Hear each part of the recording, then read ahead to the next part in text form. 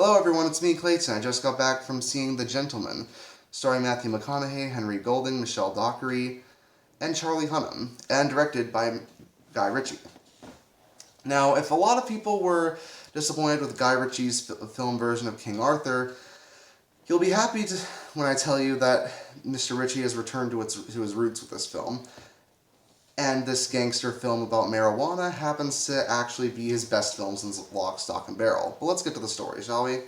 The story, told via a framing device in the style of a film being created and written by another character, is the story of Matthew McConaughey's character being a marijuana kingpin who happens to make a big business in Britain, while also fighting off the Chinese mob led by Henry Golding as Dry Eye,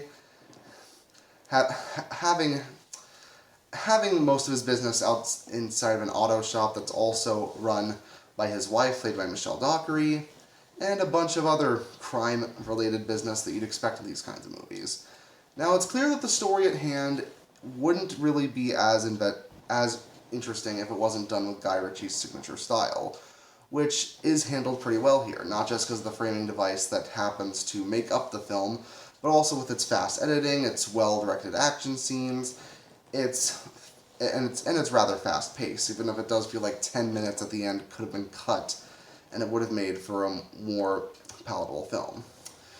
It's like the first act and second act are both well done, and they really get your attention, but the last act tends to drag a little bit, seemingly just to get to the 2-hour mark, which it didn't really need to do. Now, all the actors involved are rather well chosen. McConaughey is exceptional in his role, and he happens to be both intimidating and charming all at once. Michelle Dockery, despite being the only woman in the main cast, happens to assert herself very well, even in the action scenes where she wouldn't necessarily have to. Henry Golding is about as charming as his other characters would be, while also having a bit of a comedic edge to him, even if it does feel like he's the butt of the joke sometimes.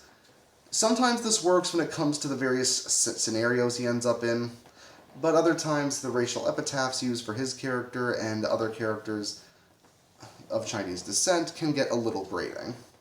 But Charlie Hunnam actually happens to be the best of the bunch, and it makes you realize that maybe Guy Ritchie had something going when he chose him to be in the King Arthur movie, and that just wasn't the right film to show his talents. Now, despite the good acting and the well-paced story, there are some other issues. Like I said, the racial epitaphs towards Chinese people can get a little grating, and they're not really as clever as the director wants them to be. And also, there's one scene involving Michelle Dockery and Henry Golding that I felt was a bit too much for this film, but I can see why it was put in there, to ratchet up the stakes for the third act. Which, while the third act goes on a bit too long, it does have a satisfying ending and plenty of hilarious jokes about social media and the young up-and-comers in the crime world do help make up for it. So overall, The Gentleman, while it won't be anyone's favorite film of the year, is certainly a good return to form for Guy Ritchie, and for his fans, I do think you should watch it. So I'll give it a 7.5 out of 10. See you next time.